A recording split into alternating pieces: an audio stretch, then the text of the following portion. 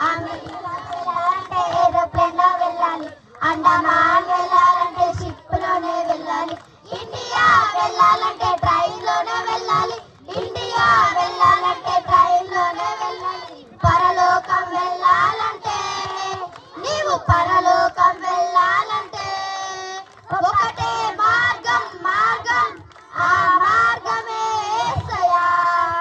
ఒకటే మార్గం, మార్గం ఆ మార్గమే యేసయ్యా.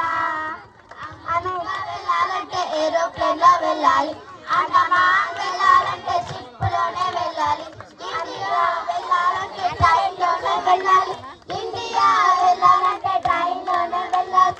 పరలోకం వెళ్ళాలంటే, నీవు పరలోకం వెళ్ళాలంటే ఒకటే మార్గం, మార్గం ఆ మార్గమే యేసయ్యా.